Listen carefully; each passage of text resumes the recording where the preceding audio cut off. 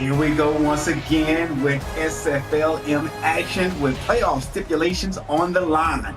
Hey everybody, I'm your play-by-play commentator tonight, Damon Simmons, and alongside me I have Brett Solberg, aka Killian, here up in the booth with me. Brett, how are you doing tonight, sir? I think this is maybe our second time ever working together.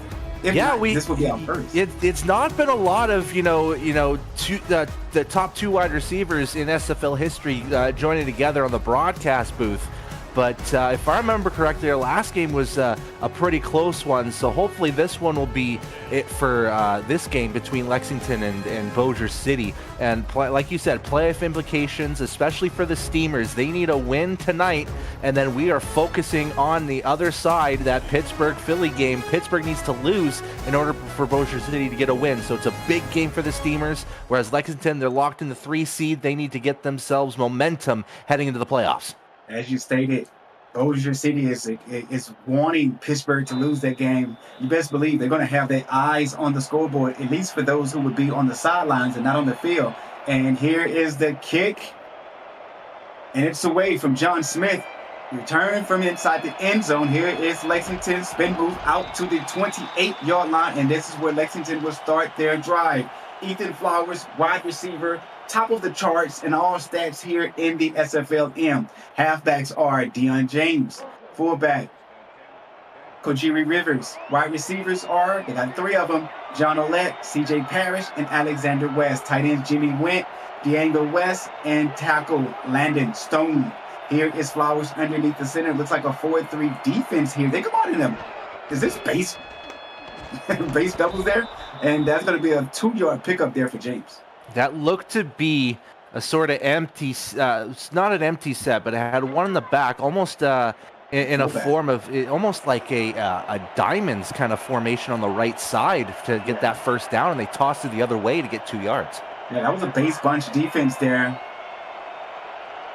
I'm not going to say which book it's found in. Someone may try to go in.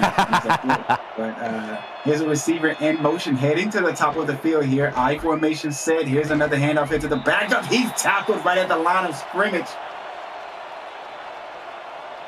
And one of the big things that they have struggled with since Deion James has not been in the lineup for this, or has not been involved too much in the last couple of games here, has been that run game. So they need to improve in this game if they want to get results. But Ethan Flowers, he's going to be empty set shotgun on a 5 wide. This will show the prowess of his ability here. Yeah, here's an empty open formation here. Shotgun Flowers, 5-step drop. Bang! That pass is incomplete. Looks like it's intended for Alexander West. Just come up short, and Lexington will have to punt this one away, Brett, as they're 3 and out on their first possession. And as much as Ethan Flowers has done well in the past game, 2,801 yards coming into this game in this SFL year so far, we do have to worry about that errant passing. 51% completion percentage and 25 interceptions leading into this one. Absolutely. It's going to be a fair catch here for Bossier City. They're going to take over at the 38-yard line. Brett, if you don't mind, call out the offense for Bossier City before they hit the field. So the big thing is that we're going to focus on that quarterback, Silas Christensen. He's the one leading the SFLm 2024 in a lot of categories. 3,009 yards, 19 passing touchdowns. Halfback of Patrick Rudlang with fullback Robert Henson Jr. Wide receivers, we're looking at Nolan Pierce and Bryce Lee. 3 tight ends to focus about: Leon Sandcastle, Mike Kleinecht, and Adam Grabowski, and then tackle Oliver Tarask. Here's a man in motion. It's going to be 12, Nolan Pierce. Down towards the bottom of the field. Traveling with him is Hudson Cruz. Here's a pitch in the backfield. 2-yard loss. He's sacked by none other than Iggy Turner. The outside backer comes up with his first tackle tonight. And Rudlang has had a pretty successful 2024 as well. 756 yards and 8 touchdowns heading into this game. But right now, both defenses have been looking to shut down the run and force these quarterbacks to throw. 2nd and 12 here for Bossier City. Here's Christensen. Step back, eyes all day to throw. That pass is incomplete, intended for, looks like one of the tight ends. Couldn't see which it was. Looked like Grabowski. It was Grabowski. Grabowski was the intended receiver there. Yeah, and when you have 3 tight ends, it kind of gives you more flexibility when it comes to, making your playbook, because you have so many different 2 tight end sets to go with. You're looking at ace a lot if you have those 2 tight end sets. Third and forever here for Bossier City. They're going to go roll out. Halfback will stay in the block. That pass is tipped and is intercepted by the defense of Lexington. And on the reception end of that is 27. I can't see his name here. But what an interception break. Yeah, and that's one of those tip interceptions. They were looking for what looked to be Nolan Pierce, who's looking to get his name out a little bit more, potentially try to get himself into being a first-round draft pick, which is going to come, just in a few weeks' time, that SFL draft. So one more target. This time, Christensen throws an interception, a very rare one, only the 19th of the campaign. First and 10 here in enemy territory. Going to be a handoff here to James. James going to pick up 4. Yeah, and what they need to do is they got to rely on those returning development players, guys like Dion James. Flowers has got to look at guys like Parrish and West, especially, as much separation as that they can make to get that forward progression. But starting in great field position, this has got to be a relief for Ethan Flowers.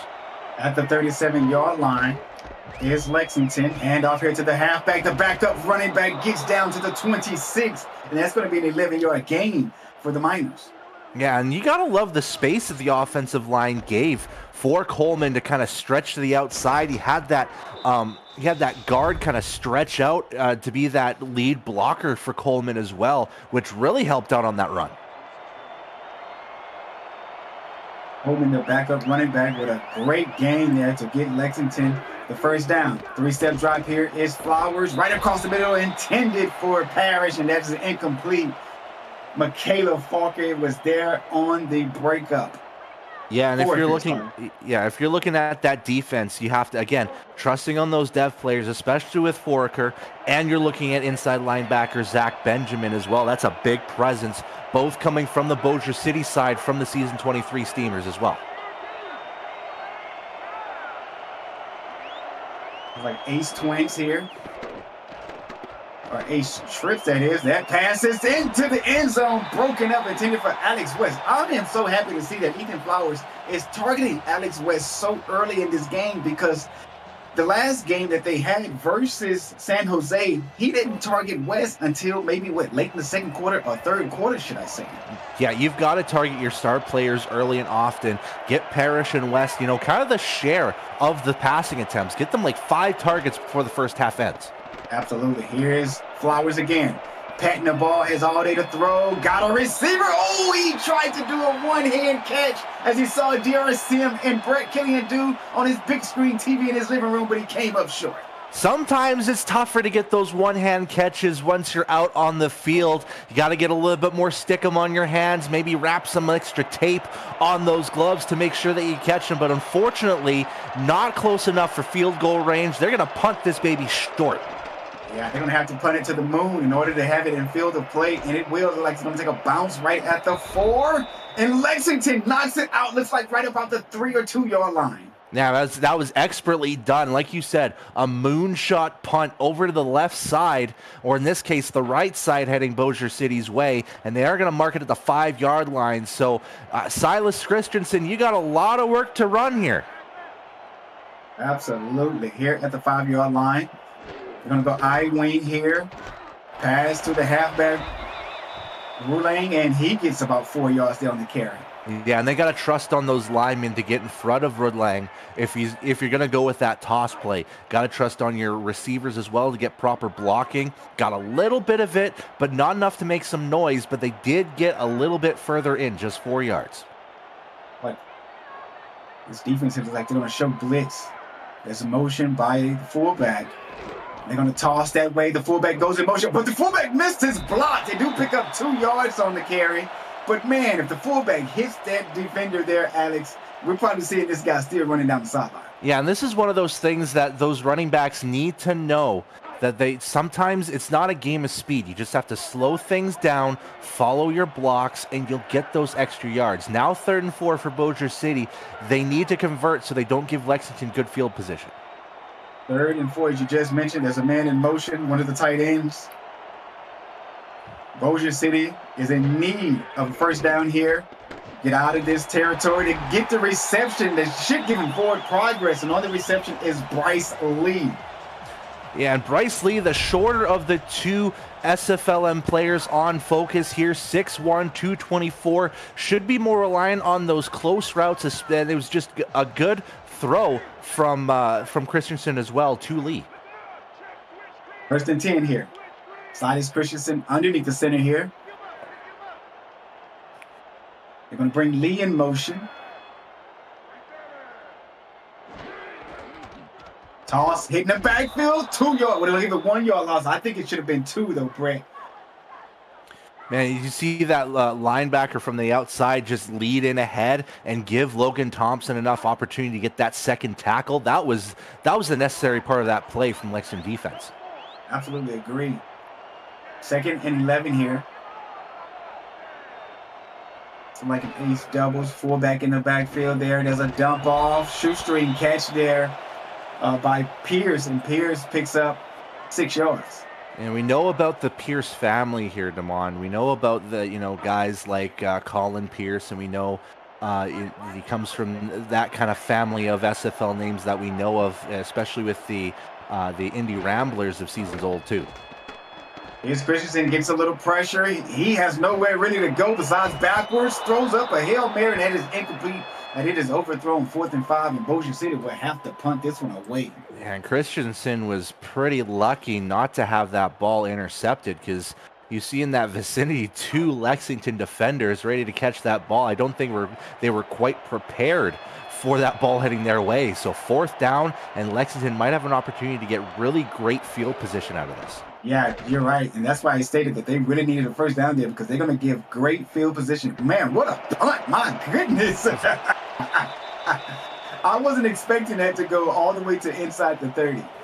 Yeah, that was inside the 40. That was a booming punt, and give full credit to the Bossier City punter to get that off. That's at least a 50-yard punt coming from his leg alone, and the hang time on that baby too was definitely more than we see from most punters in the SFL Major League that we talk about. So Lexington, not as great field position as we thought of, but still at the 42-yard line. Absolutely. And here is Flowers underneath the center with a bunch formation to his left. Looks like man coverage. They got everybody over there covering those. Oh, he gets pressure. He goes down. 2 guys was on his back, and down goes Flowers. And the big man does his dance after he gets the sack. And like you said, that almost looked like a free fire coming from Bossier City. They brought 8 people to Flowers, and there was not enough blockers to protect the quarterback, so there was no chance for Flowers to get that ball off. 2nd and 14 here for Flowers. Empty formation. Got someone in his face. There is a reception down at the 49-yard line, and that is going to be C.J. Parrish on the reception. Yeah, and what we saw from Parrish into the latter stages of the SFL season was that he was starting to get a little bit more targets. It wasn't just the Gabriel Manning show, and now he's going to be, fed on a lot by Ethan Flowers in this minor league season, and it's starting to show, especially, in those latter stages. He's got 55 receptions coming in. That's his first tonight, so he's going to be a big part of the offense. He absolutely is. We'll get to the defense of Bossier City here in just a minute. Here's a handoff here to James. James, straight to the sideline, picks up about 4 yards, and the 1st down is what? Yeah, that's a no-nonsense run from Dion James, just focusing on his block, focusing on the gap on the right side, and just, ran straight. Didn't matter if he hit out of bounds, he knew he'd get the 1st down. Got the ball to the 45-yard line. That was a 5-yard pickup there for Dion James. There's Ethan Flowers underneath the center. Hand off to Coleman. Oh. Coleman goes down after picking up 2 yards. And I'm trying to see the name on the back of that truck. It looks like Greg Ward was the man on the tackle. Here's the defense for Bossier City, Brett. Zach Benjamin, the inside linebacker. We got Greg Ward and Duncan Onum, the outside linebackers. Cornerbacks Luke Schreiner, Stephen Goodman, and Michaela Foraker. And we're focusing on pass incomplete, which will lead to 3rd and 8. It was a good attempt by Flowers, but just couldn't get it off. Safeties Billy Beers and Chuck Fresh are going to be in that backside of Bossier City's defense. Absolutely. That pass attempt was intended for Rivers, and Rivers went up to get that one, and man, did he pay for it. Now, that was a big hit, too, and you go to your fullback, sometimes it just doesn't work out on those, even on those 5-yard routes for the fullbacks. Yeah.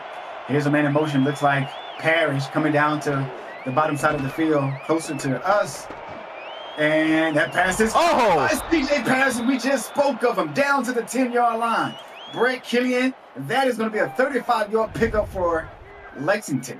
Man, and you can see that pass being threaded from Paris as well. You saw that Bossier City defender looked to be Denver development player Luke Schreiner coming in on the inside, trying to at least deflect the pass, was a little bit too late. A perfect threading of the throw from Ethan Flowers.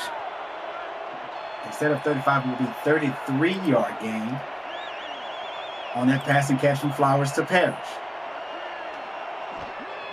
Here's Flowers once again on a 5-step drop. Pump fake. Flowers goes down again. This time he loses 5. Yeah, and one of the issues that Flowers has faced throughout, this latter part of the season is that he's starting to get sacked a little bit more. Coming in, 21 sacks on him in 11 games, and now, 2 more to the list is up to 23. You've got to protect your quarterback, even in this early stage of the contest. On the tackle there. Or I shouldn't say the sack. They're going to go in motion once again. Looks like zone coverage here. They're flooding the whole right side of the field.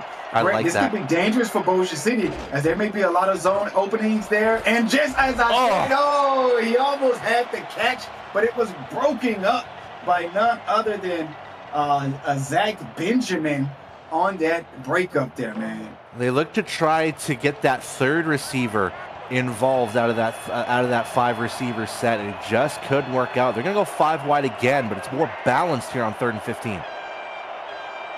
3 receivers to the top there. Say they're going to be able to cover all of them on that side of the field. Here is Flowers once again. That pass is intended for West, and West comes up short. West is having a rough day to start here at the office. Yeah, and that one just like outside his fingertips as well. And you can tell they kind of played a pseudo zone.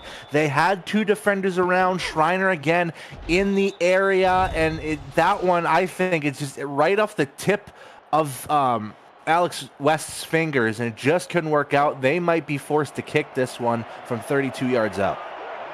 Yeah, and here comes the kicker for Lexington. 32-yard field goal attempt. The snap is up, and everyone on that D-line of Bossier City went up to try to block that one, and it is good. And Lexington comes away with the first points here in the game late in the first quarter. Yeah, and right now it's going to be a game of inches and points. As we see, especially in these early games for these minor league teams, that they score a bunch of points. But right now, only 9 minutes in, we've only got 3 points on the board. As we are expecting a battle here between these 2 teams. Nice spin move there on the return, but goes down is the runner. And Bossier City will take over at their own 33-yard line. And don't let these records fool you. You might see one 7-4 team and one 4-7 team, but Bossier City has been a tough fighting team all throughout this spring season and this winter season. They only have a point differential of -10 despite being 3 games under 500. There is the toss to Rutling, and Rutling only going to pick up 3 yards there on the play. And one of the struggles that Bossier City has had throughout this season is being a middle-of-the-line offensive team and a middle-of-the-line defensive team. And if they want to get themselves, at that upper echelon and have a chance to make the playoffs, they need to be, effective on both sides. Christensen, who leads his league in touchdown passes, and complete. Intended for tight end. Grabowski there. Yeah, they've been looking at Grabowski a couple times. I think that's his 3rd target already in this first quarter. They're looking to get the tight ends involved. They're going to go quads here. 4-1 dime formation is the defense of Lexington. 3rd and 7. Christensen gets pressure on the backside. Pass complete to the receiver, Bryce Lee. Out to the 41-yard line, and Brett Killian, that is going to be a large gain for this offense of 23 yards. Yeah, and right now the reliable option for Christensen has been Bryce Lee, as he got a nice catch for a first to get that first down earlier in this quarter, and now gets a big gain to essentially flip the field for the Steamers offense. Bossier City in the opposite side of the field in Lexington territory here now. There's a 5-step drop here by the QB. Got some man open. That is a reception for the tight end we missed on earlier, Grabowski. Check that. That's Leon Sandcastle. There's so many tight ends to focus on when you're looking at Bossier City. Sandcastle, Grabowski, Kleinecht, who's not been really involved too much in this game in this first quarter, but Grabowski just gets nice separation from him and his linebacker, and that was a no-doubt pass from Christensen. And that's going to do it for the first quarter, everybody. You're watching the Simulation Football League. We're live on Virtual Sports. You're watching Simulation Football Minor League action here on the Virtual Football Network, the official network of SFLm, SFL, UFL, and so much more coming soon. The Virtual Football Network, where all the best virtual football lives. Here is Lee in motion.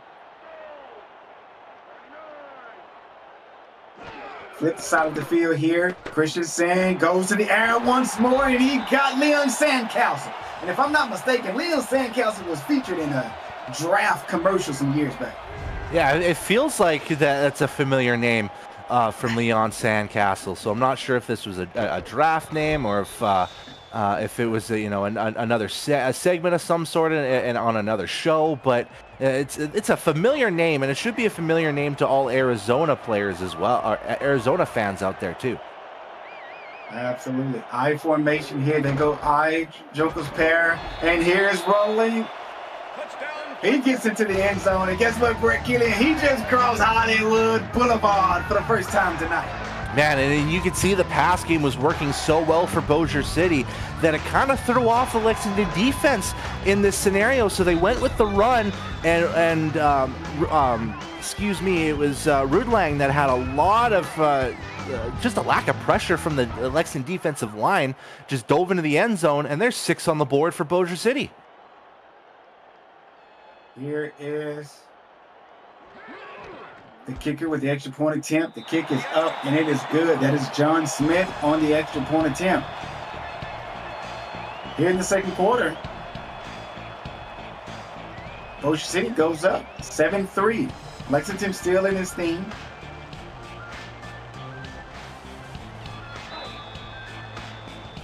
Right, as we stated earlier, this game here has a lot of playoff applications on the line here. And I'm pretty sure both of these teams are going to be clawing and scratching to get this bigger. There's a fumble on the return. Wow. And Bossier City comes up with it at the 29. Call that a series of unfortunate events from Lexington. First off, a lack of defense on the run, giving Rudlang the touchdown. And then immediately afterwards, that kick's heading your way. And then, boom, get hit by a Bossier City special teams guy, jar that ball loose. And look at that. At the 29-yard line is where Bossier City's going to start. We're going to bring Lee in motion here, down to the bottom of the field. Bruce is going to follow him. Here is Lee. Silas Christensen, got a reception down to the 6-yard line.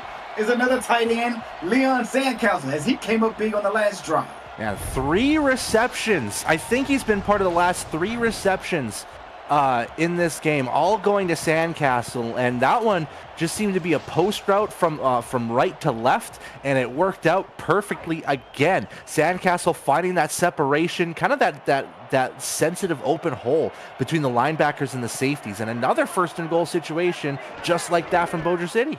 From the 6, they give it to Rudlang, and Rudlang is going to be stopped and short right at the. Oh, looks like we got an injured player here on the field, and that is going to be Logan Thompson. And this is what you really don't like to see, is when guys get hurt. But hey, it's a part of the sport, right, Brett? Yeah, and that's an unfortunate part of the sport that we love to watch and we love to play, is that injuries happen, and that's a big loss on the linebacker side. And now you have to trust on Casper Haddock to really carry the load on that second level. Mm-hmm.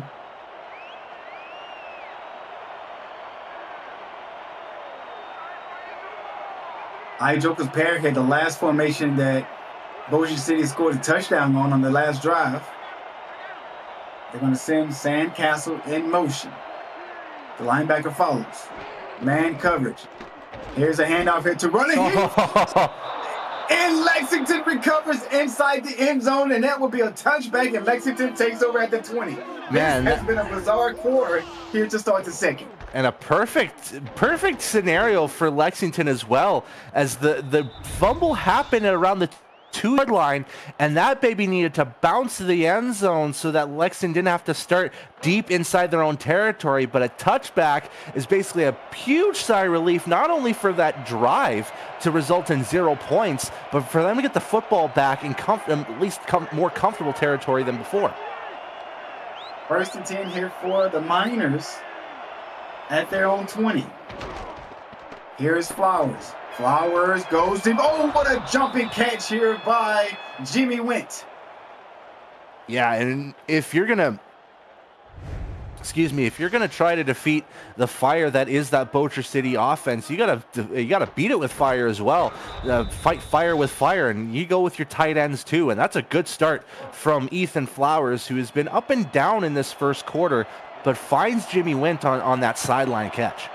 16-yard pickup on that pass from Flowers. Here's Flowers once again, drops back. He gets pressured. He goes down, and he's going to lose 4.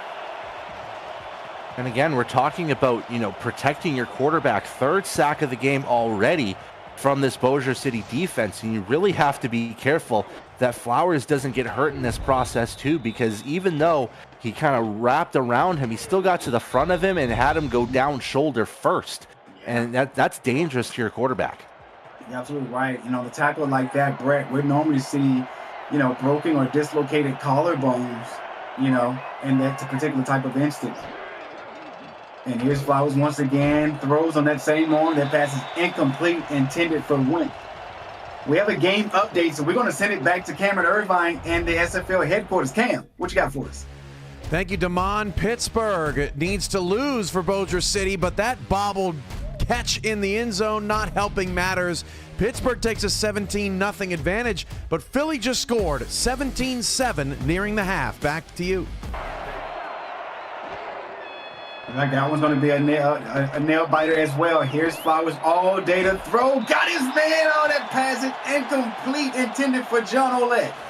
Yeah, and that one was a perfect throw from Flowers as well. There was no discredit to him. It's just Ouellette, the shorter option. We don't see many 5'10" wide receivers in the league, let alone the Miners. And Ouellette had a tough time. He tried to secure that ball, and it just jarred loose after the first step down. Yeah, here's Ron Henderson to punt this one away.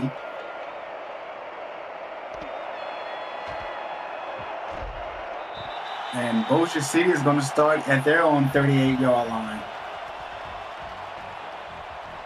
Brett, we've seen some crazy things these past 2 possessions for both of these teams, where we saw some quite a fumble apiece, should we say. Lexington on their kick return, and then Bossier City right at the goal line. Patrick Rutledge just gets hit and he drops the ball. Yeah, sometimes youth is going to be your enemy in certain situations like that, so he's got to trust in keeping that football as he goes down just like that. He doesn't have to worry about too much. Even if it's a 1-yard gain, I think his focus at this point is just to keep the ball in his hands. Right, I don't think we called out the defense for Lexington. I'll call those guys out. Defensive end, we have Barron Went, and defensive tackle May West. Linebackers are Logan Thompson, who went down earlier here in the quarter. Casper Haddock, as well as the linebacker, and Iggy Turner. Hudson Cruz is cornerback, along with Kevin Say Jr., who is one of the safeties. Here is Christian Sin. That pass is bobbled. Oh, almost caught right there on the sideline by Pierce. Yeah, very, very close to getting a secondary catch, I guess you could say, for Nolan Pierce. And like you said, just one jar of the ball out from that tight end. I think that was Sandcastle that couldn't get that reception. So they're trusting on him a lot. And you look at this trips right, and you see Sandcastle on the far right. It's a bunch formation, roll out. Oh, what a chop block there by the halfback, and Pierce, Nolan Pierce, comes up with a one-handed grab to pick up the first down for Bossier City. Yeah, and Pierce, you can almost say he's like a hybrid tight end because of his 6'4" frame, but he's slim enough to be a wide receiver, and he kind of uses all of that size, all of that 6'4" in him to just lunge out and grab that football, and that's another key first down for Bossier City. Brett Kitty ain't no Diddy, but these wide receivers are getting bigger and bigger as they enter the league. Here is Christensen. Side on. Oh, man. Intercepted right to the defender. And Lexington get their second turnover on back-to-back drives. Yeah, you said it, Damon. It was right to him. No, like, you could tell it was trying to go for Bryce Lee, but the defender was just in the right place, and Walls, just like the name implies, acted like a wall on that left side defensively and just shut things down immediately. But Christensen can't be, throwing those kind of, easy balls to the defenders. You're absolutely right. That defender basically showed great coverage skills. Not only was he covering his guy, but he was looking in the backfield as well, which can get you in trouble at times, DBs. You're looking in the backfield, but he read the quarterback's eyes and basically jumped the route that was behind him. And that was a little bit, that run there goes for no gain. And right now, Lexington has to focus on using as much time as they can on this drive to get down the field and take back the lead, essentially, because Bossier City has, despite the 2 turnovers, have dominated against that Lexington defense, so that offense needs to step up. Here's Flowers. That pass is caught for C.J. Parrish as Parrish goes up to grab that one as he uses his big body frame, 6'4", 235 pounds. Yeah, and you said it earlier, Damon, when you said that Alex West is having a little bit of a struggle. So why not Flowers just trust on Parrish through the rest of this quarter and just continue throwing it his way? Here's Flowers down to the bottom of the screen. Or bottom of the field, should we say. Looks like Parrish went on the post route. Doesn't go to him, goes to West instead, and it's incomplete. It might have been. I can't tell if that was West or Went. Yeah, it's tough to say. It's either 88 or 80. I love the orange and light blue with the Lexington uniforms, but for us, it's a little bit tougher to catch those numbers on the far side. Yes, absolutely. Here's Flowers in shotgun. And they're going to go draw play here to James. This is the first time we've seen James run the ball in this quarter. Yeah, I'll take it back to second carry. Yeah, and this one was interesting because that formation is usually earmarked for a pass, but they go with a draw to the inside. We don't see that a lot in offenses either, and that worked out pretty well. Now it's a third and somewhat manageable. And here's West in motion. He's going to stop right on the inside of Parrish. Man coverage here for Bossier City. Little bump action going on, and Flowers goes down again for the third time by this defensive front of Bossier City. I mean, they are causing havoc on that offensive line. Damon, we talk about the SFL team struggling just to get like a pair of sacks against the elite offensive lines out in here. But when you go to the minors, it's a complete different story now. 4 sacks against Flowers in the first half, and those have been momentum stoppers for these Lexington drives. That's hilarious.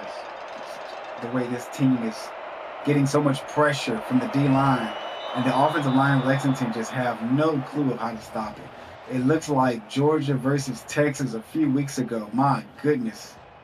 Yeah, and what Lexington might have to do offensively is they have to trust on just quicker passes. Maybe not focus too much on, throwing that ball deep. Just get those, dip and dunk first downs, Mm-hmm. And Bossier City will start from their own 15-yard line here. Lexington looks like they're going to bring pressure, and here is Rutling, and he gets tackled right at the line of scrimmage. And Hudson Cruz did a good job to at least get that first attempt of the tackle to slow down Rudlang on the run, so it helped that second defender get to him at the line of scrimmage.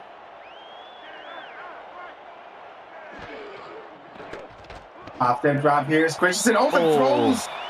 He overthrows Pearson. That was almost picked off. And if I'm not mistaken, 27 was the guy who had the interception on the last possession, was he? See, I don't even know if you or I could get that catch as overthrown as it was. And, Christensen, you can tell he's a little bit shaken after that second interception. Just got to calm things down, just focus on getting to his targets properly. Yeah. And one thing a coach loves to tell his quarterback, forget about it. But it's hard for the quarterback to forget about the last interception they thrown.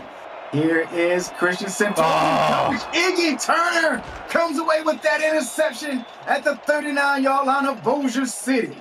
And that was on double coverage, and immediately you can tell on that throw that was a risky throw, and that might have been a throw that he maybe shouldn't have tried to make. As much as they want to make that money play down the field to Nolan Pierce, which he's capable of doing, getting that catch and run and getting those 60-yard touchdowns if need be. It's just not one of those throws you want to make when you're up in this game and it's looking to be tight.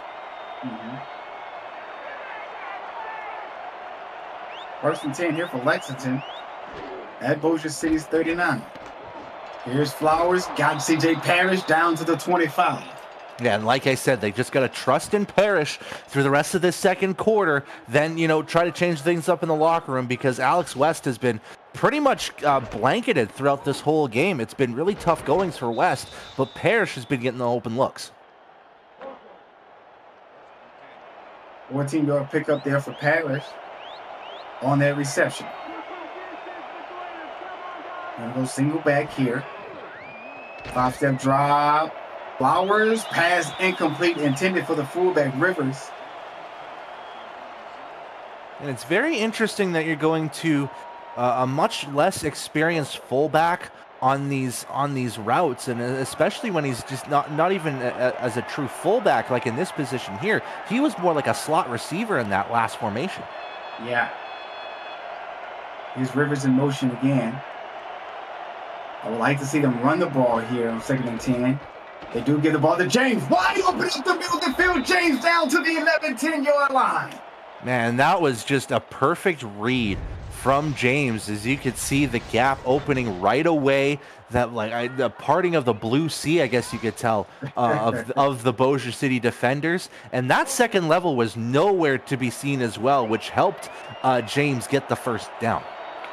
I believe the defense wasn't man coverage, and when the defense is in man coverage, the secondary and the linebackers turn their backs, and that leaves a wide open up the middle of the field. Wow! What a catch! Right off the back of the defender as he walks into the end zone and calls it Hollywood Boulevard. And that was not an easy throw or an easy catch at all. Very risky throw that proved to be fruitful from Ethan Flowers, as you've got someone like Michaela Foraker basically draped on you throughout that route. No chance for space, but still finds C.J. Parrish for an amazing catch. And now Lexington has taken back the lead here. Absolutely. They go up on top after that touchdown. But man, the route that C.J. Parrish just ran was actually a stop and go. But the defender was all over it, and CJ just caught it right off the guy's back. It just Yeah, and if you know a couple coaches in this league, they hate stop and goes. So that's very interesting to see that completion made off a stop and go. Now raise my hand. Oh, we may have a kick return. No, to the 40, crosses. Wow! Tackled by the kicker. You gotta be kidding me. Man, you talk about the person had the missed assignment, I guess you could say, on C.J. Parrish. That's Michaela Foraker on the return. That's a little bit of revenge from her, getting the return past midfield, giving Bossier City great field position and a fantastic opportunity to get that lead back themselves or possibly tie it here with 2:50 left in this first half. Michaela Foraker just put the league on blast. It just showed everyone that she is a true athlete. Not only can she play the cornerback spot, but she can return kicks as well. How many people we saw do that in pro football? Can we say Deion Sanders? Not Charles Wilson, but Rod Woodson do that. Dal Green returned kicks a few back in his day, and that pass is going to be incomplete. But there's a flag here. I'm thinking this is PI. They're going to call a PI? That was very, very gingerly, though. That was a very soft coverage. I'm with you on that, Brett. I don't think this is really a PI, but we'll get a second look at it here. Let's see what happens. Yeah, it just looked to be maybe a minor push, if anything, but I don't think it impeded the catch or the route at all. But hey, Lexington's just got they just got to swallow this one, and they got to make sure they get the stop here, because you can't guarantee a field goal even at the 28-yard line here in the minor leagues. Mm-hmm. So handoff to the halfback, Rulang, and Running just really haven't had any much success running the ball inside of the goal line. Yeah, it feels like goal line territory has kind of been his bread and butter in this game so far. But you take him outside even the 20-yard line, it's been a little bit of a struggle. 3 yards pickup on that last carry. That his pass here is caught and completed by Pierce. And he says he steps out of bounds. Looks like right at the 23. Yeah, and that was a good throw from Christensen as well. It was up and high where only his receiver can get to it. That big 6'4" frame is going to be helpful, especially for those fade routes on that sideline. At the 21-yard line, should we say. I formation. Looks like 4-4 defense here for Lexington. Oh, he stopped them. Does not get the first down, and they're going to have to settle for 3 to try to tie this up at the 2-minute mark. Yeah, and that was I would say right in field goal range for John Smith too. But we got 120 seconds left in this first half. A close one here in Bossier City, my friend. Yes, absolutely. The SFL division is headed to Baltimore for the 2025 convention, kicking off the league's 25th anniversary season, July 10 through the 14th. Join SFL Nation at the rooftop pool of our host hotel, the Hyatt Regency. Here is the kick by Bossier City. The kick is up and it's good. Ball game is tied with 1:56 left here in the first half. Looking out into Baltimore's Inner Harbor and revel in the league's first convention on the East Coast. You can reserve your room now at the special group rate at simfl.net.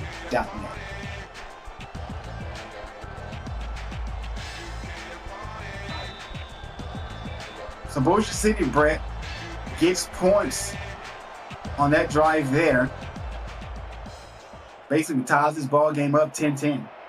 That's big for Bossier City. Even if Lexington does something on this drive, you can still say that they're keeping things close going into the locker room here. But Lexington now has 1:51 to make a decision whether or not they want to get themselves the lead heading into the locker room halftime break, or if they kind of want to settle things down and focus on readjusting things for the third quarter. CJ Parrish running hard in that kick return. Like he was looking for someone to take out. Oh my. But you're right. There's a lot of time. Just about right at 2 minutes. 1:51 left here on the clock. And they're in pretty nice field position at their own 34. Here's Flowers' 5-step drop. That pass is caught. This time is Alex West. He must have drunk some Gatorade and put some stickum on his hands after that last possession. Yeah, I'd probably take a sigh of relief after that catch, because, again, another close throw from Ethan Flowers had Luke Schreiner all over him, which has been the story of this first half. Luke Schreiner has been blanketing Alex West really well in this first half, and finally West gets his first catch of the game. 14-yard pickup for West on that reception there. They're going to go bunch here again. Here's a toss here to James. James goes out, runs a man over at the 45, and he's down to the 30-yard line is where he steps out at 1st and 10 for Lexington at the 30 off that big run there brought from Deion James. Sorry. Yeah, and that was a great toss as well, and he had basically one defender to get through, and he pushed him through just to get that first down, had plenty of space on the right side, and this is what Lexington wants out of Deion James. You want to see that mix of speed and power coming in, and now he's starting to come out of his own here to end this half. James steps out at the 32-yard line, 20-yard pickup there for Lexington. 1 minute and 17 seconds. The great part about that breaks, he stepped out of bounds to stop the clock. Didn't have to waste the time out. There's an incomplete pass. Looked like that one was intended for John Olette. Yeah, and that one maybe a little bit too muddy of a throw from Flowers, because any two receivers could have gotten it, but I don't think they were ready, either of them, to get that catch. So he's got to really, when you're a quarterback, you've got to look in the eyes of your receivers to make sure that they know that pass is coming to them. Absolutely. Halfback goes out on the swing route. That pass is intended for Jimmy Went, and he does not make the reception. Broken up by the defense. 3rd and 10 here for Lexington, and they need a first down big to keep this drive alive. Yeah, they do, and they don't want to give Bossier City a chance to maybe get themselves in decent field position out of this too. But Lexington has moved this ball very well. They're going to go empty set here on 3rd down.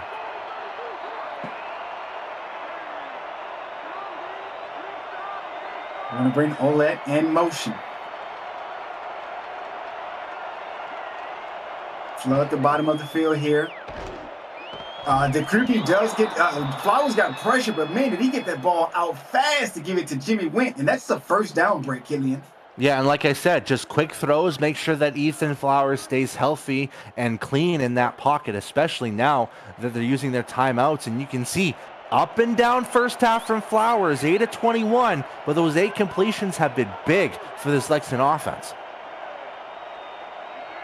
And bring Olet in motion once again, this time to the top of the field. Halfback Dylan James goes out on a route to the end zone. Touchdown! None other than Alexander West comes up with that TD, as he has been dropping balls all night long. His 2nd reception tonight.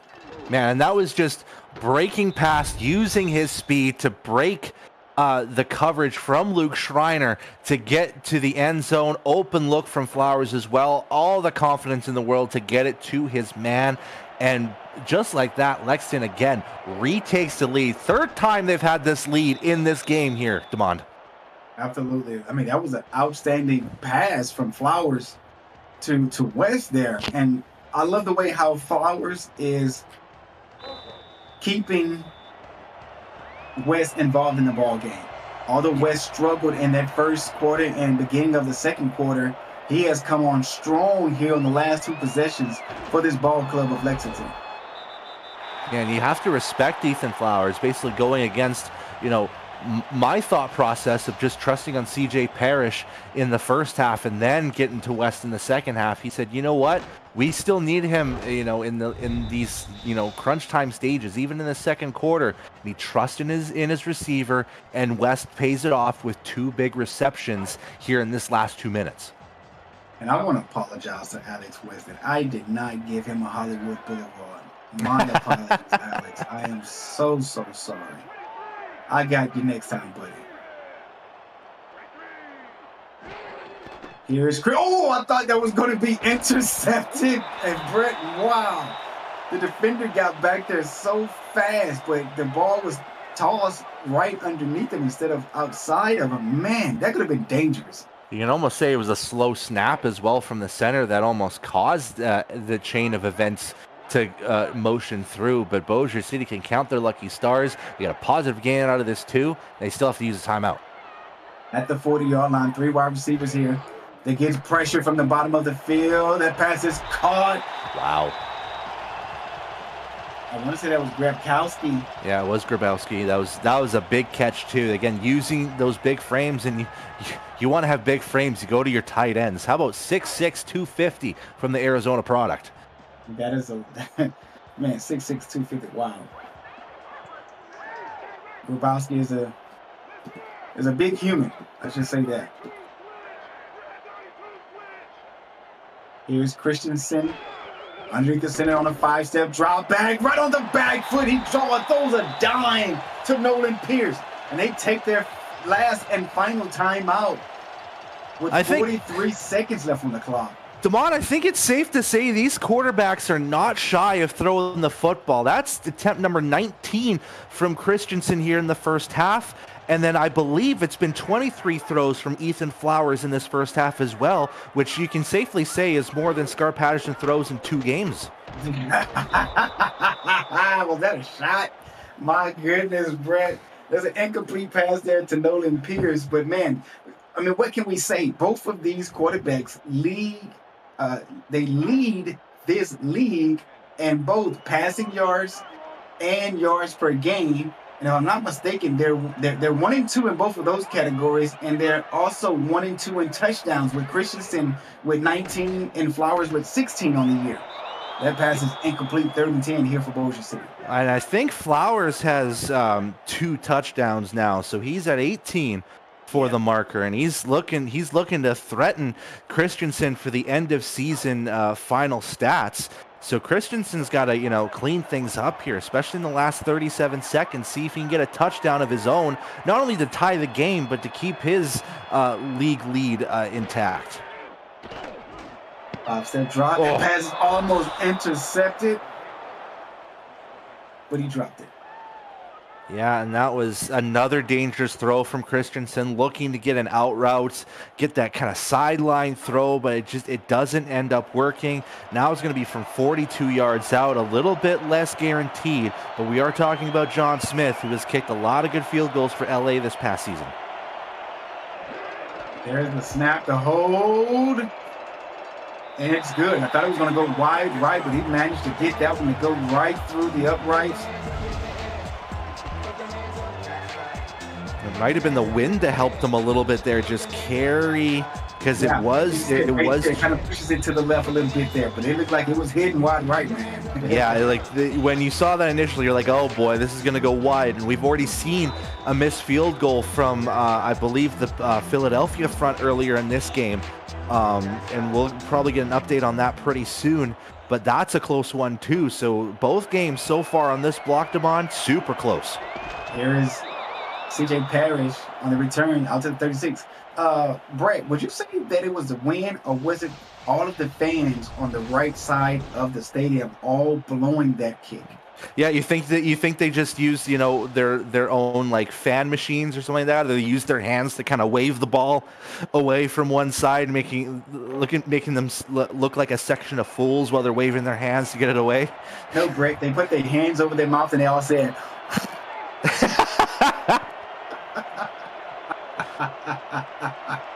I wonder how much of an effect that had.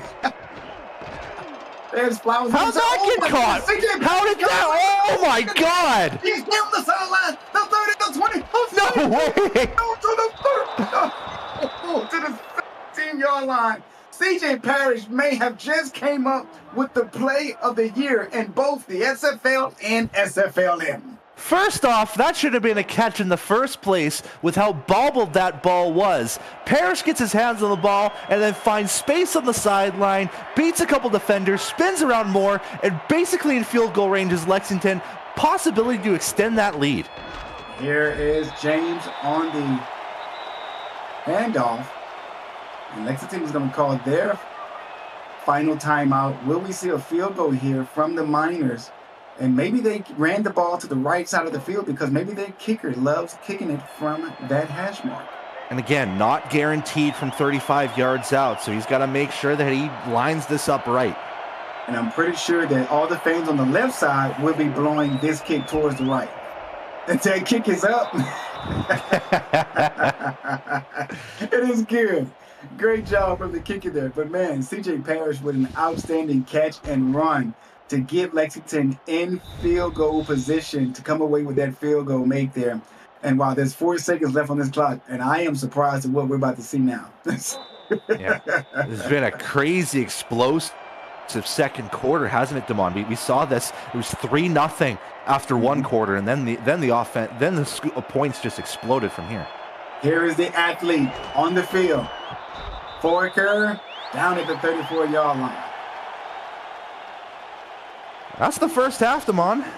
Absolutely. This has been an outstanding a game here between these two teams, as we stated earlier. I mean, there's playoff, action on the line here, and that's going to do it for the first half. Brett, you're watching Simulation Football League Minors here on the Virtual Sports Network. And it's been a crazy first half. The first quarter, it was mostly just defensive struggles from both sides. It was tough to really get an inch forward. Lexington gets the first points on the board, if I'm not mistaken. And then the second quarter, it felt like both of these quarterbacks, Ethan Flowers and Silas Christensen, started to get a little bit more comfortable. The numbers might not show it. They're both under 50% completion percentage, but they're getting big plays at the end of the day. And basically what's separating them is the turnovers. Christensen has 3 interceptions, while despite Flowers being sacked 4 times in this first half, has kept things clean in terms of the interception department. And that's been your difference maker here. You're absolutely right, Greg. Great statistics breakdown there. And I think you're right. You hit it right on. The turnovers from Bossier City is what has kept Lexington atop in this ball game. Whenever you can take away the ball and then you get great field position on those turnovers, you put yourself in great situations where that you can put points up on the board.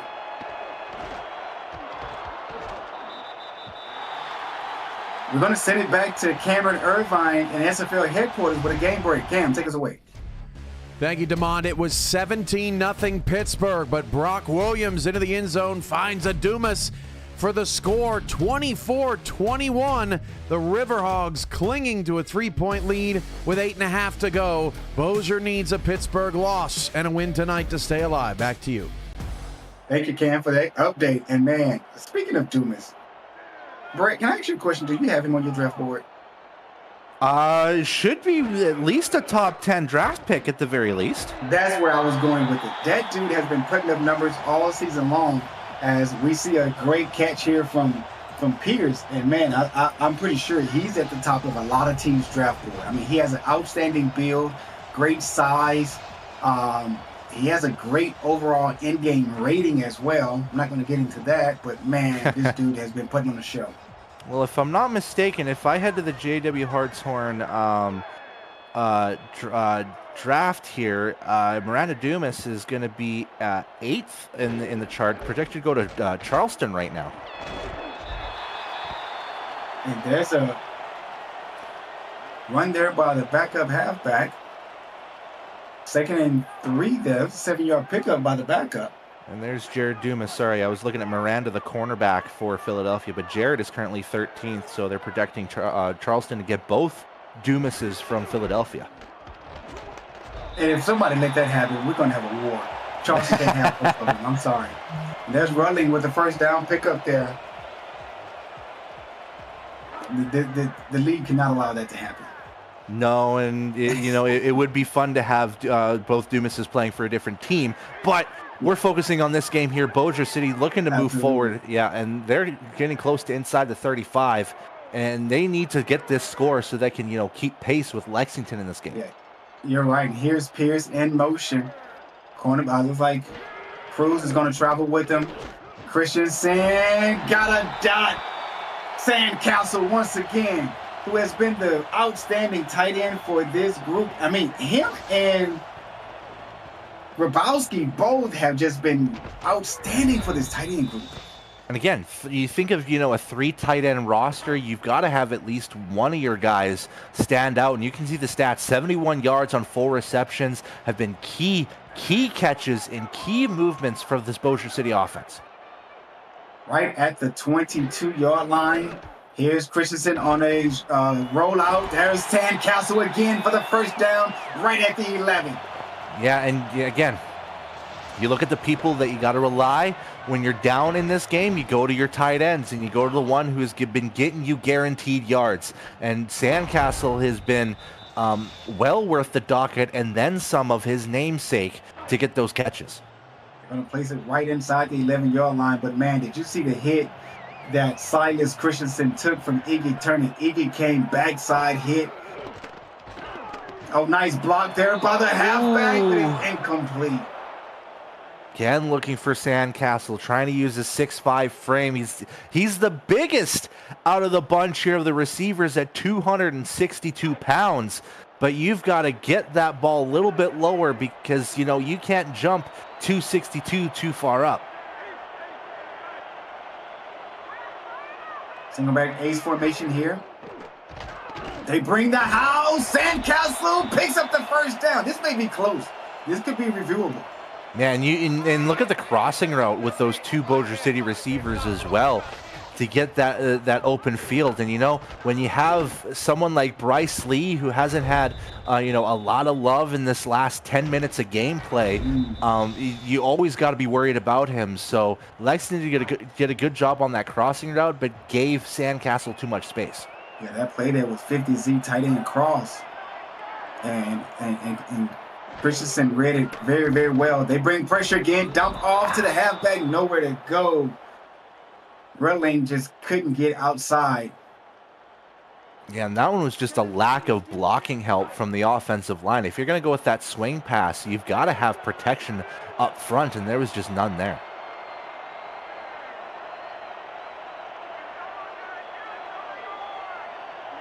There is 8 people inside the box. You could say 9 with the safety there, and the safety comes up with the tackle at the 2-yard line. Yeah, now Lexington has one more shot of stopping this Bossier City offense and forcing them to kick a 3rd field goal in this game, which right now you'd rather have touchdowns than field goals, but right now Lexington's got to get one more stop.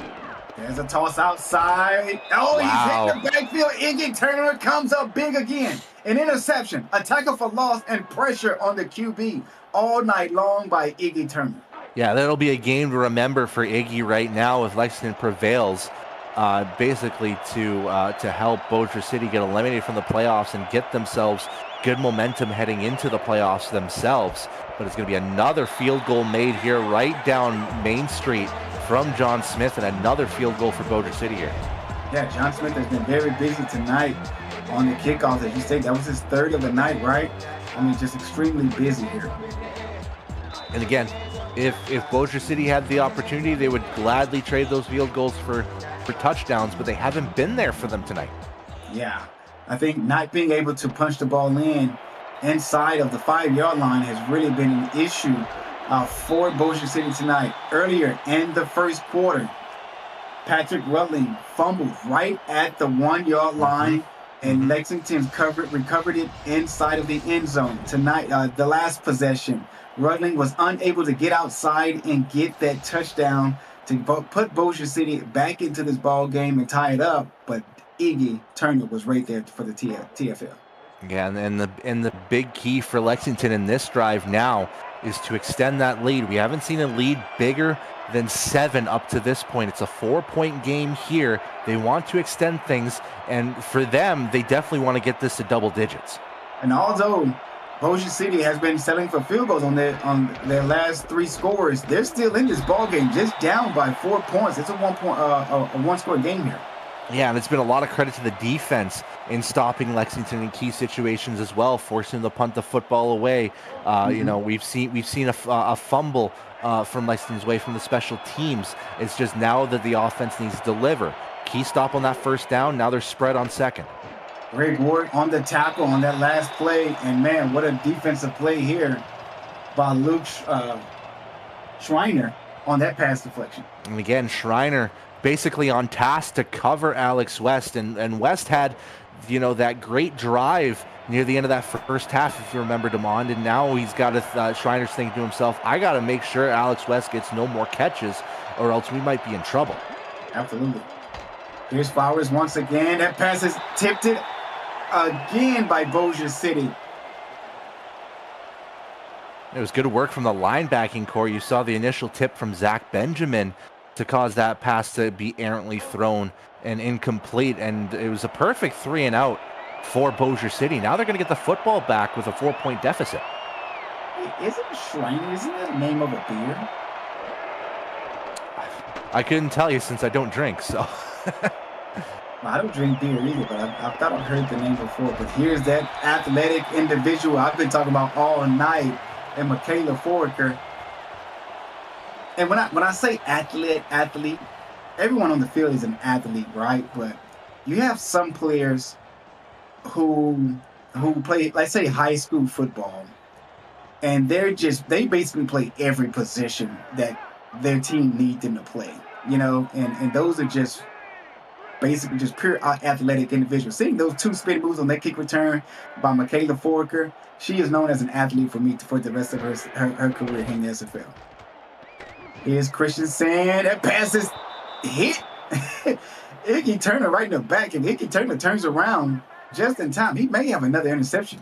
And I think his focus is just, hey, I got to make sure that these receivers don't catch a thing, and make sure that Bossier doesn't move down the field as easily as they have been as of recently. They may not be able to have the ability to punch it in, but they've been moving down the field really well once they get to about inside the 10-yard line. So you got to stop them way before that so they have no chance.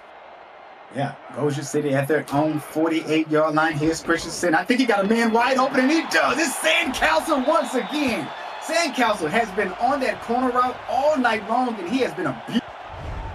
So, yeah, something's telling me that Sandcastle is just going to continue running that short corner, and it's just going to keep getting open because that seems to be a mismatch between him, and this time they actually shifted Casper Haddock into coverage, and it just hasn't worked out. And boom, Leon Sandcastle with, I guess you could say, a James Matthew Jr.-esque performance right now.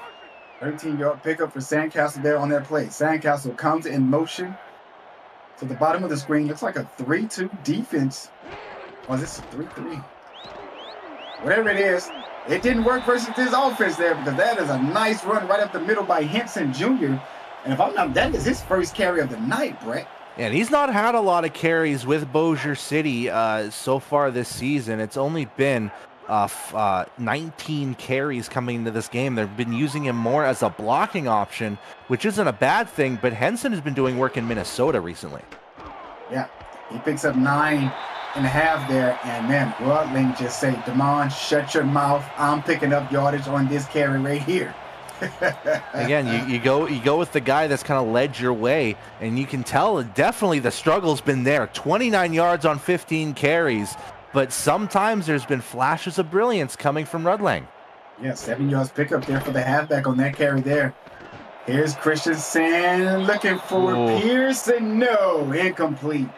That was a close attempt, and Pierce had that open space to get an opportunity for a catch despite being double covered near the end of that route. So it was a good throw from Christensen. It's just Pierce needed to be ready for that catch. Blitz spread here. You can do a lot in this formation. They're going to go weak dive. He's going to pick up 5 yards. And sometimes just, getting that run and making that first down marker a little bit closer just, kind of breathes a sigh of relief to your players on third down. So they just need to stay composed. They're inside field goal territory again, but I know they're hungry for a score. They must have saw something on the previous play because they come out in the same formation. They tried to target Pierce, and that play is jumped by the defense, and that's going to be an incomplete pass. And Bossier City, Brett, they get inside of the red zone and have to settle for another field goal. Man, that's got to be disheartening because that Bossier City offense has been really working well. And then once they get inside the red zone, it feels like just things don't click. Things don't connect as well. And now they're forced John Smith to kick a fourth made field goal in this game, but it's still a 1-point contest, so this is very close. Absolutely. But Brett, I have one question for you. How many likes do we have in this video so far? It's not enough. It's not enough. Smash that like button and subscribe to the channel if you haven't already. Make sure you've got notifications on so you won't miss a minute of SFL and SFLm action and help the channel grow through your support. First and 10 here for the Lexington Miners at their own 20-yard line. This has been an outstanding ball game between these two ball clubs. Bossier City at home. Lexington. 3 minutes and 3 seconds on the clock. They give it to Deion James, and James breaks a tackle in the backfield, stiffs on another, crosses the 30 out to the 34-yard line. That's going to be a 14-yard pickup for the halfback Deion James.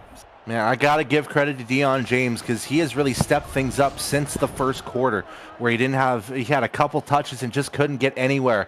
Now at 10 touches, 61 yards, you want to have a running back that'll average you 6 yards per carry. That is like a dream situation for any team. Doesn't matter if it's the minor or the major league to get your running back to 6 yards a carry. My goodness. I haven't seen a LeBron James sighting, but I just saw Deion James, and I'm going to call him James. Go James. Here is Flowers. That pass is incomplete, intended for Parrish. Yeah, and you have to think, if you're Bossier City, you've got to blanket those top two receivers, West and Parrish. Parrish kind of ran you into the dirt into the first half, and then you let West kind of pick things up near the end. So you got to blanket them both, and you've got to force them into basically a one-dimensional offense. Here we go. 2nd and 10 here for Lexington. 5-step drop for Flowers. That present Bossier City comes away with their 2nd turnover of the night. And jumping the route and getting interception. Luke Schreiner has done a fantastic job in blanketing Alex West, and I think that was the target on the play. And no, it was shifted over to Wint, and that bump from Alex West might have proved costly because it gave Schreiner the opportunity to jump that route from Wint and get the interception. Now Bossier City with an opportunity to take the lead for the 2nd time in this game. Absolutely. They don't need a field goal to take the lead, which they've been doing all night long. 1st and 10, ball on Lexington 34.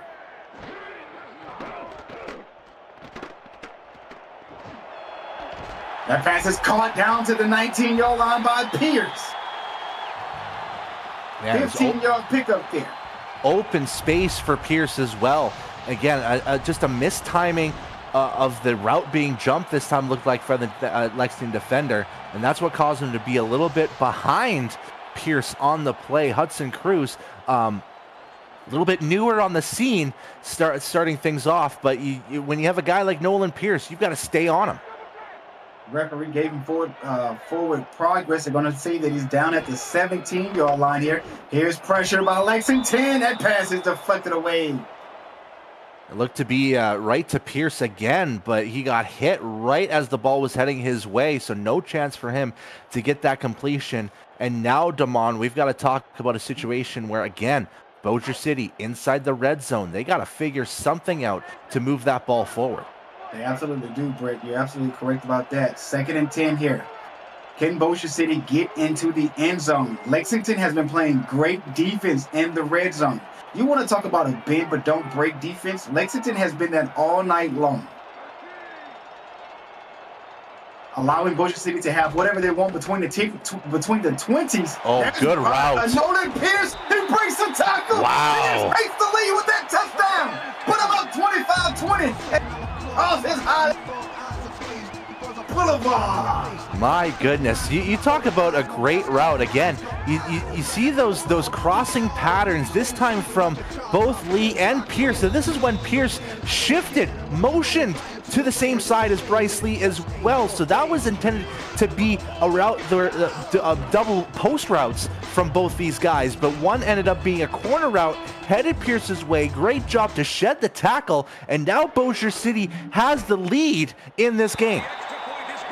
Man, that was an outstanding play. I want to say that Christensen showed great composure there because Lexington basically brought the house at the top of their defensive formation and at the bottom of the defensive formation.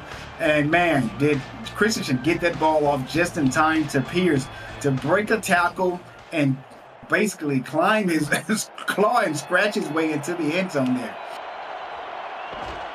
There's a return here for Lexington. Wow, what a return. Great field position by Cole to the 36-yard line. And Brett, I made a reference earlier about Schreiner.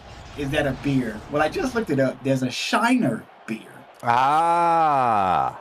Yeah. I was just going to say, when I searched up Shriners, the first thing that I saw that came up on Google Maps was a sausage place called Shriners. And you know where that is? That's in Eddie Gage's neck of the woods, Phoenix, Arizona. Oh, wow. Do they put scorpions in those sausages? Yeah, I got to figure that out. Yikes.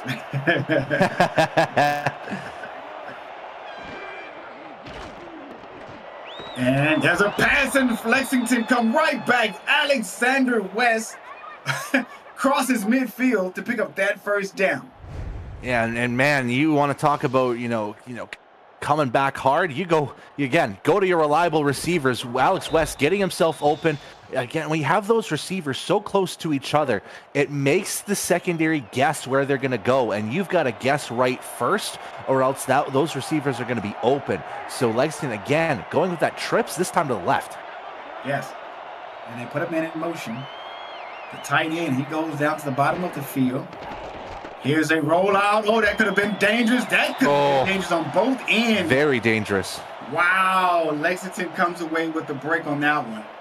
Man, Foraker wanted that interception as well, because that would have been close to, maybe even a house call from that interception too. Wide open field on her right side. So that's a very dangerous throw from Ethan Flowers. Absolutely.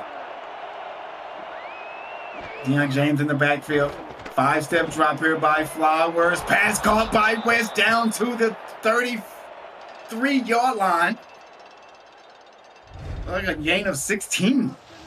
Man, and you now Alex West again. You talk about specific drives where he's been very, very effective, and again, it's happening once again. It's the Alex West show on this drive. Second catch, another 15-plus yard catch. You got to make sure that he's covered. 1st and 10 for Lexington at Bossier City 34-yard line.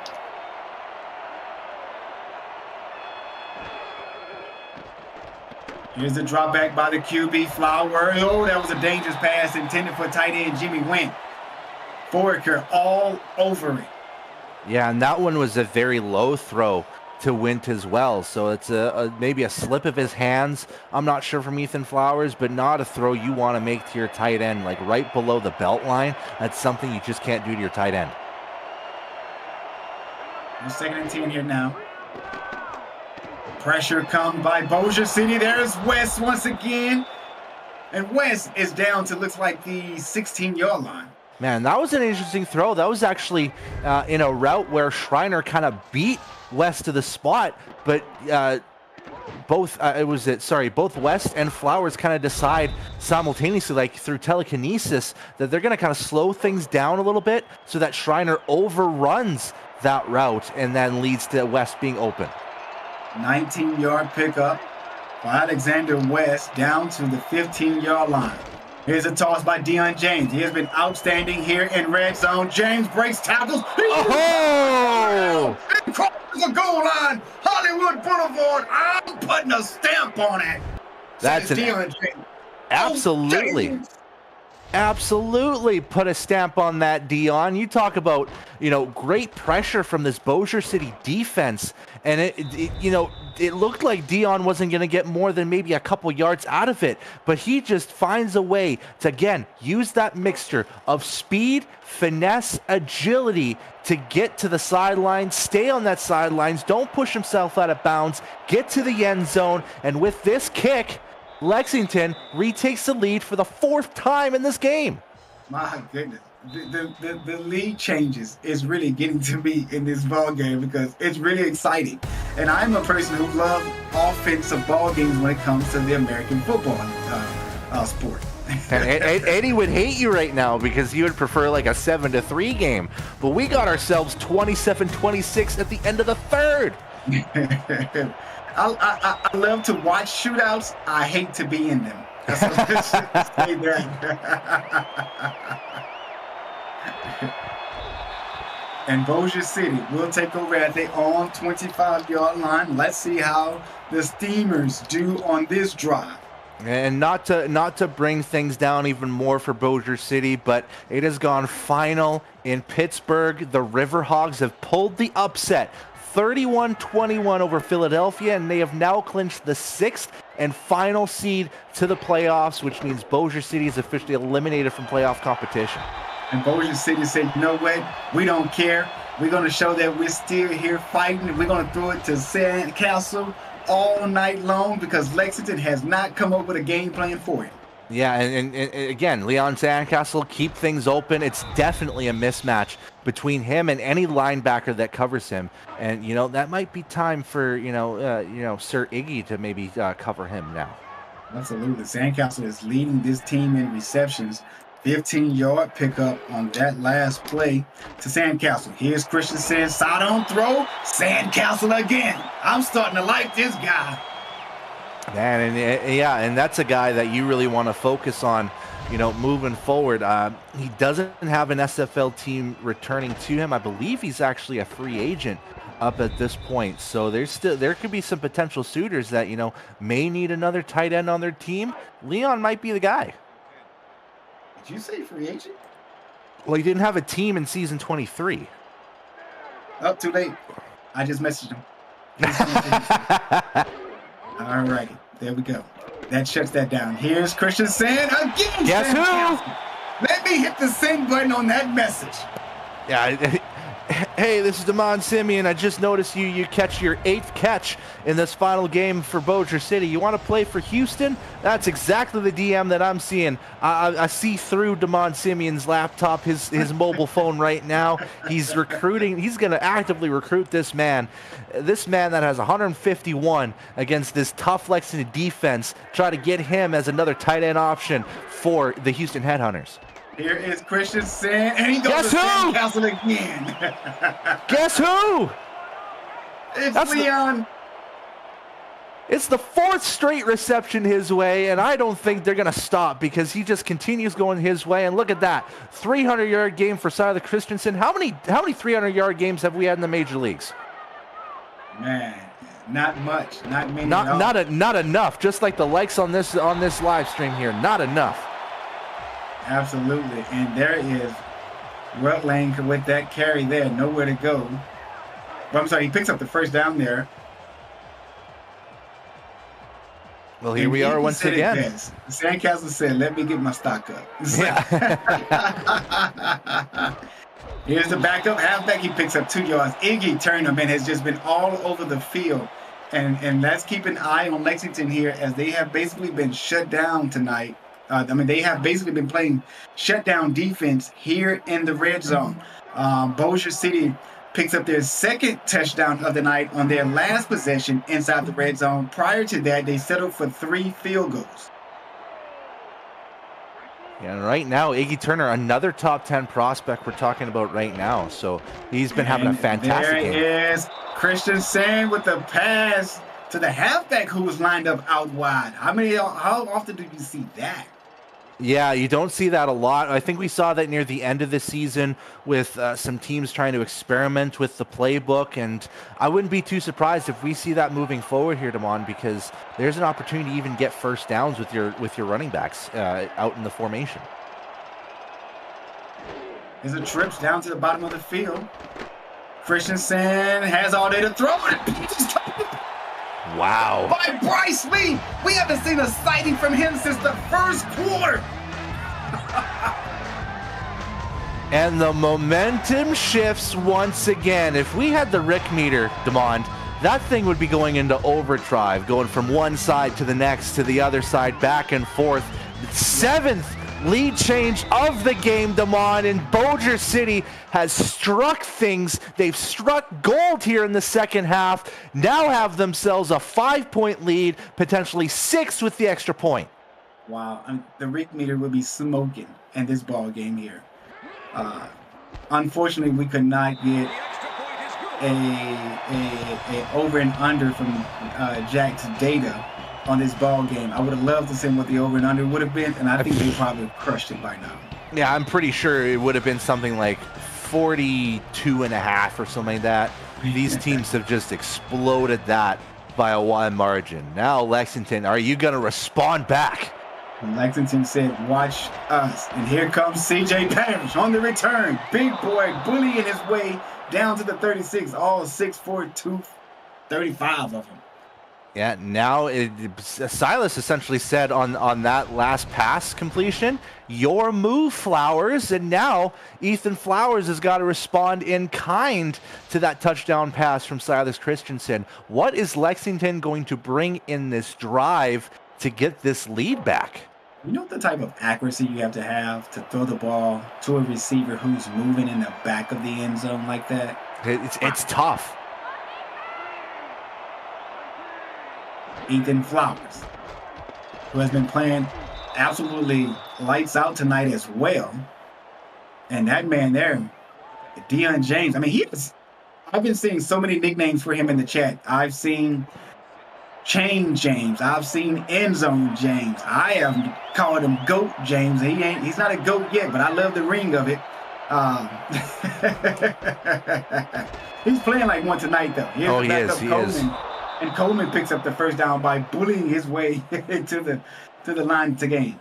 Yeah, and now you think about this from even just the sense of Lexington's drive. Maybe do they want to just, push out a long drive so Bossier City has very little time to try to catch up on things, or does Lexington want to score right away and turn this into a score fest, which you and I love to watch? Yeah, absolutely. Here's here's Flowers, and Flowers catches Alexander West, who's been having an outstanding second half himself this game. Man, that was a tough throw from Flowers too, because that's basically a laser beam aimed for West's chest, and it connects immediately, 2nd and 2. Yeah. Flowers underneath the center. James in the backfield. Parrish down to the bottom of the field here. They hand it off to James. James, open daylight, crosses the 40-yard line down to the 41 in enemy territory. And they're not shy with running that football. It's been 3 of the last 4 plays have been runs from this Lexington drive, which has been a little bit unorthodox considering how this game has been so far for both teams. We've seen a lot of pass-happy quarterbacks, so this might be both a breath of fresh air for those running fans, but a breath of fresh air for Ethan Flowers too, so you don't have to trust on throwing that arm too much. Yeah, and I'll get a response to you on that one right after this play here. Here is Coleman. Coleman picks up 3 yards.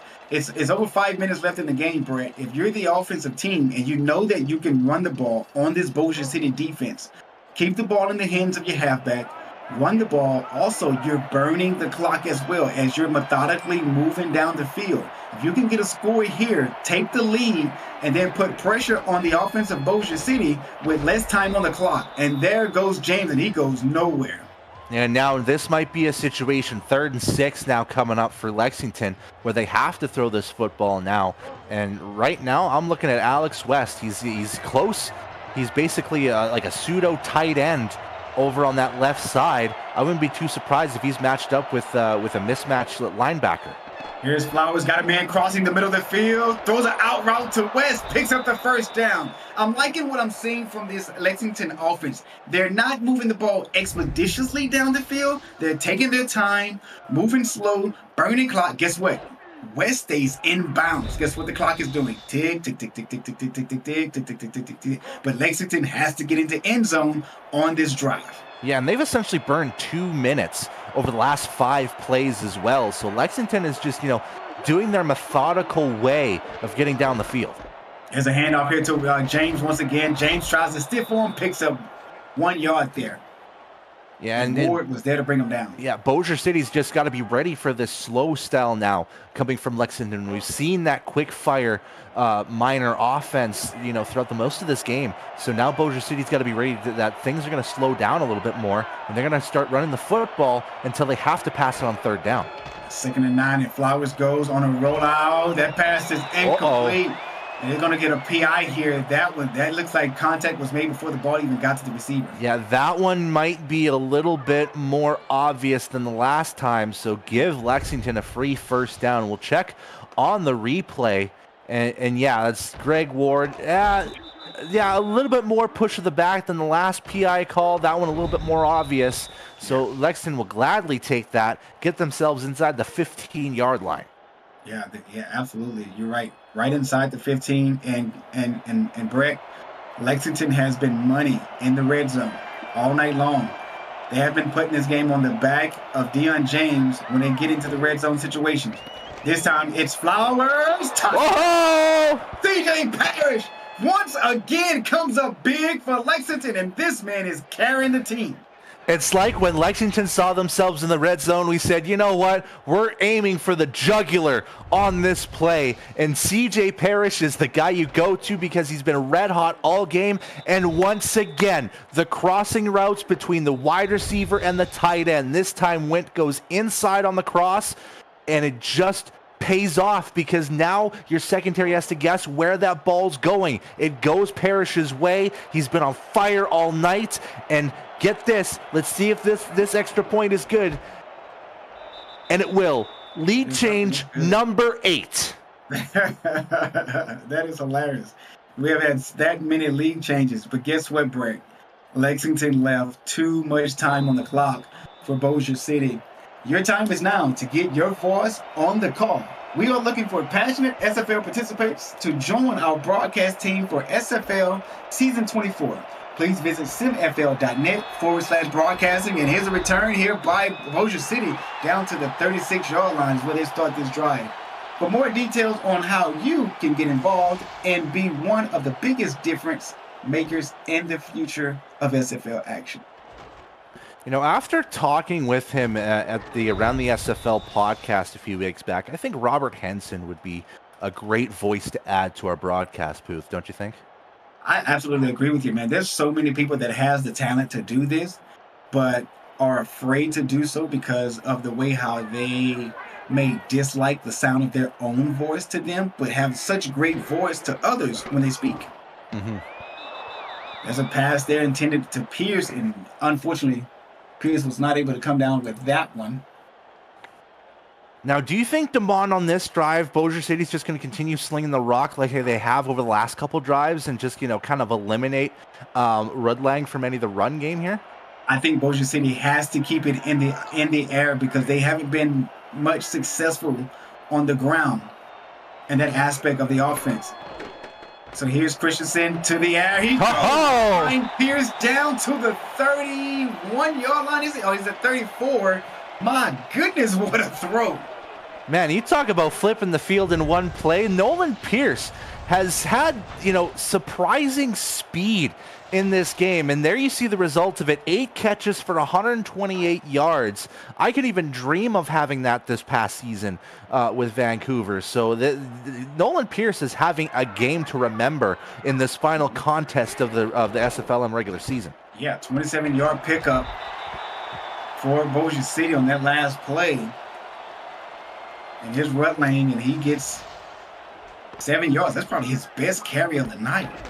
Yeah, we've seen a lot of, net zero gains from Rutlang, and we can't forget about that fumble in the first quarter that might have, changed the momentum, changed the swing of things. But definitely that's been a big momentum swing to just get that 7-yard run. There's a 3-man front here for Lexington. And it's weird to see a 3-man front versus a jumbo package, and the backup running back gets the first down here for Bossier City. And I think 20 seconds left on the clock. I do think that's a attempted counter punch to try to stop Leon Sandcastle, who's been running them to the ground in the past game. So that might have been the response. And it looks like we're going to go 3-4 again here. Yeah. You're absolutely right. Looks like pressure coming here, and they do get pressure. But wow, look at PR. PR picks up 9 yards on that carry. And that ain't public relations. They're talking about Patrick Rutlang with a 9-yard gain, easily his best run of the night. I was wondering if you were going to pick up that reference there of not being public relations. Hey, I might be a himbo, but I recognize those acronyms sometimes.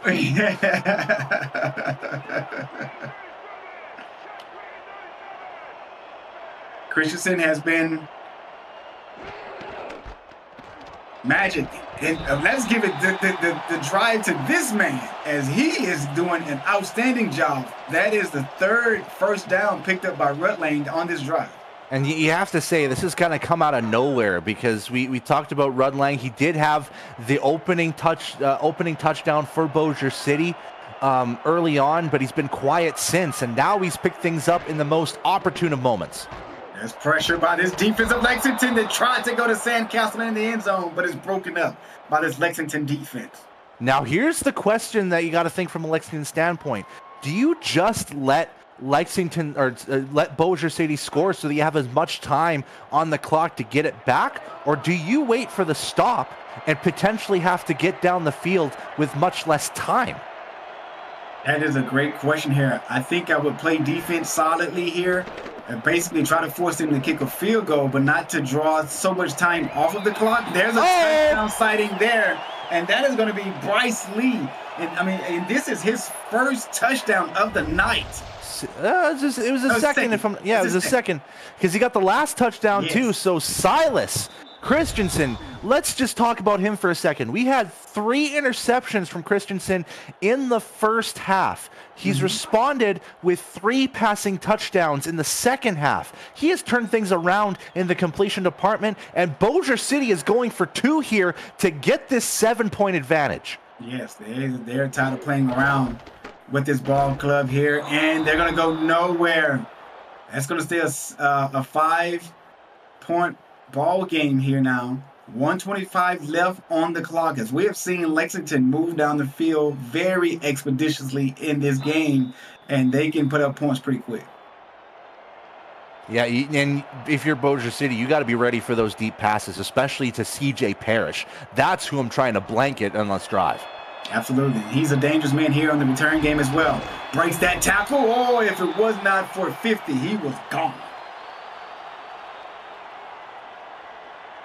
And now it's gut check time for Lexington. You want to have this win to give yourself momentum heading into the playoffs.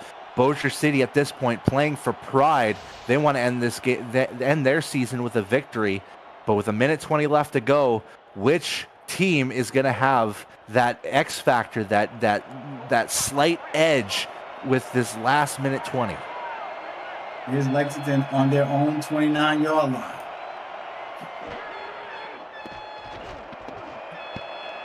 Flowers, passes incomplete. And if I'm Bossier City, I'm really focusing on just preventing the deep pass and forcing Lexington to throw short and basically burn their timeouts before they even have a sniff at midfield. Yeah. 2nd and 10 here with 1:16 left on the clock. Ethan Flowers underneath the center calls a man in motion. A non-contract player.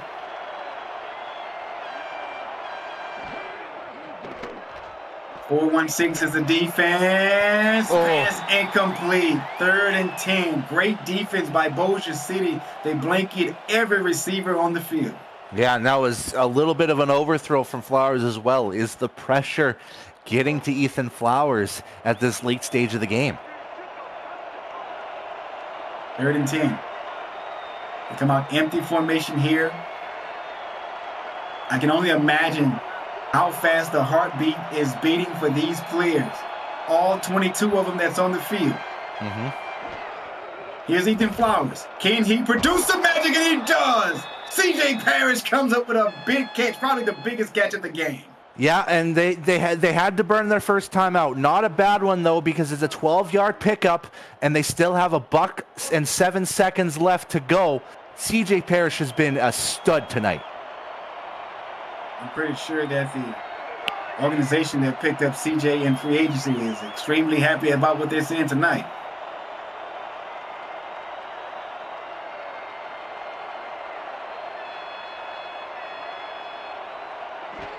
Here is Flowers. Flowers, incomplete. And they tried to go Parrish's way again. And that one was a little bit too close for comfort, even for Parrish. That's a very risky throw, but it's a necessary one because he's been the hot hand.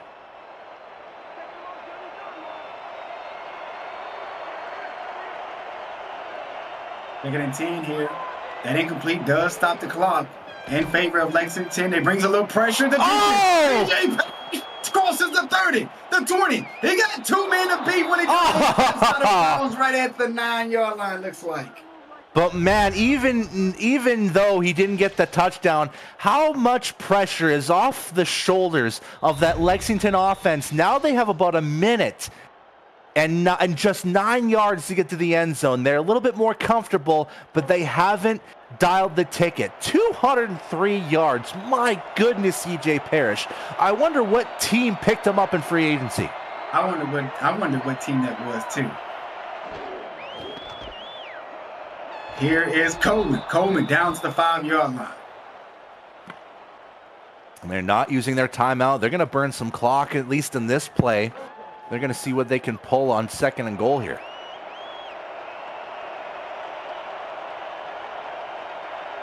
I'm on a tight triple formation here. Here is James. James stopped right at the line of scrimmage by Billy Beers. And in just 2 plays, Lexington has burned half their clock. Billy, now if down you to don't mind, pass me a Modelo. 29 seconds left. Look at the 2 running backs right in the line with Ethan Flowers. Yeah, pony package here. Here's Flowers. Oh! That was intercepted by Michaela Foraker. As I told you, a pure athlete. She has been all over the field tonight. Man, and I think everybody, not just the Lexington players, but the fans here in Bossier City and the players on the defensive side of Bossier City just had their heart skip a beat.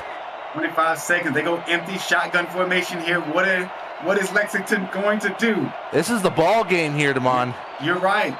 Alexander West goes in motion. There's one-on-one coverage to the top of the field. There's a man open down to the bottom. That pass is deflected away. Bossier City wins.